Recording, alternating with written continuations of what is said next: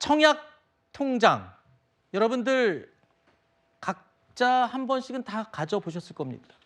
청약 통장은 집 없는 분들께서 내 집 마련의 꿈을 이룰 가장 기본적인 방법입니다. 그런데 최근 3년 동안 청약 통장 가입자 수가요 224만 명 넘게 줄었습니다. 그러니까 새로 가입하는 사람도 줄고 있던 사람도 해지하고 어쨌든 가입자 수가 224만 명이나 줄어든 거죠.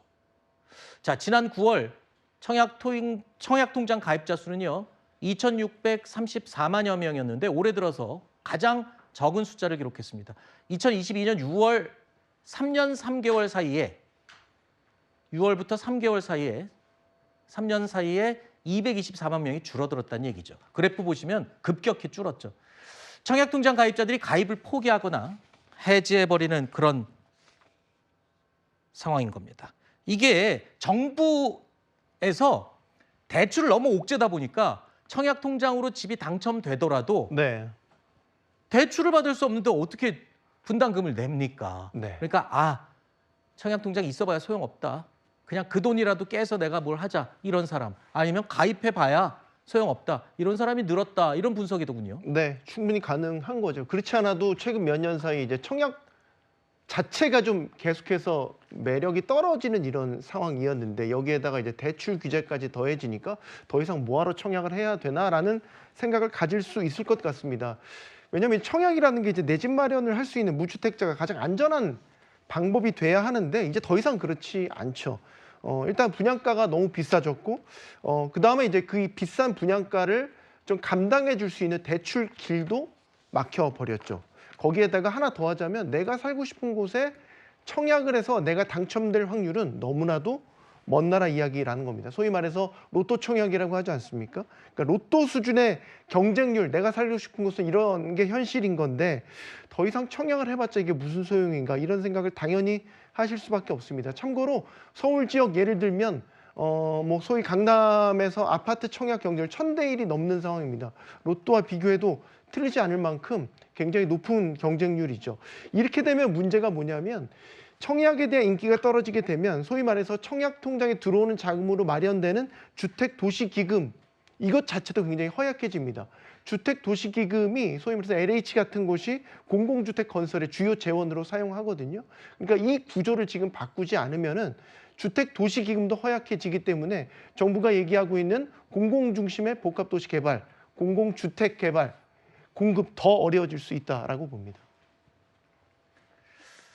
자, 내 집 마련의 꿈의 기본인 청약 통장, 의미 없는 거 아니야? 이런 사람들이 이렇게 많이 늘었다는 것, 여러 가지 영향이 있겠지만 정부의 강력한 대출 규제 때문이다라는 분석이 많이 나오고 있습니다. 그런데 반대로요, 강남, 반포, 서초, 분당 등 이런 지역의 청약이 지금 부동산 대책 발표 이후에 처음으로 시작이 됐는데 발 디딜 틈 없이 사람들이 구름처럼 몰려든다는 겁니다. 주로 현금 많이 들고 있는 사람들이 온다는 겁니다. 당첨만 되면요, 시세 차익만 무려 30억 원짜리입니다. 열심히 잘 끌어모아 살 예정입니다. 되기만 바라보고 있습니다. 계획 세워 있습니다.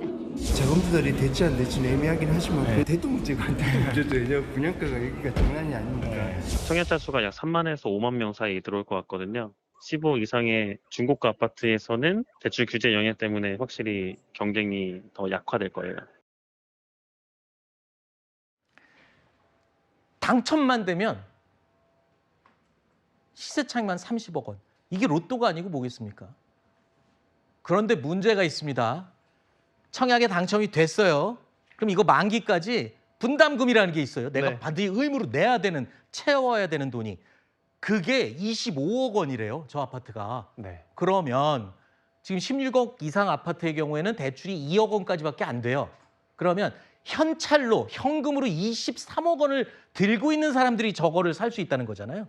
네. 이거는 저번에도 말씀하셨듯이 이상하게 부동산 대책이 발표되는데 돈 많은 사람들한테는 해당이 안 되는 내용만 포함되어 있어요. 말씀하셨잖아요. 지금 말씀하신 아파트가 서울 서초구 반포동에 이번에 이제 네. 청약하는 아파트잖아요. 분양되는 아파트잖아요.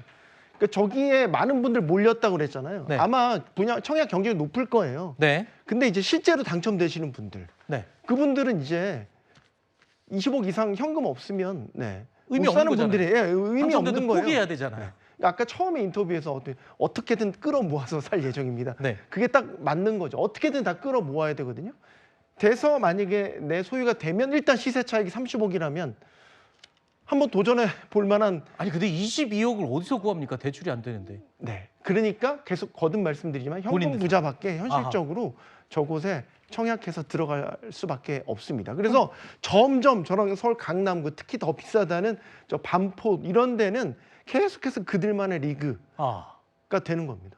아까 앞에서 말씀하셨잖아요. 지금 집 마련하려고 청약 통장 가입했던 사람들은 2억 원 대출 뭐 3억 원 대출 뭐 이걸로 살 수가 없으니 청약 통장을 그냥 해지해 버리는데 한쪽에서는 현금 20억 싸들고 차익만 30억 얻는 청약이 이루어지고 있고 양극화네요. 20억 원 이상 현금을 내가 가지고 있으려면 굉장한 자산가야 되지만 사실상 예를 들어서 부모 도움 없이는 불가능하죠. 불가능하죠. 그러니까 결국 빈익빈 부익부 청약시장에서도 빈익빈 부익부가 더 심화돼서 나타나고 있는 겁니다. 알겠습니다.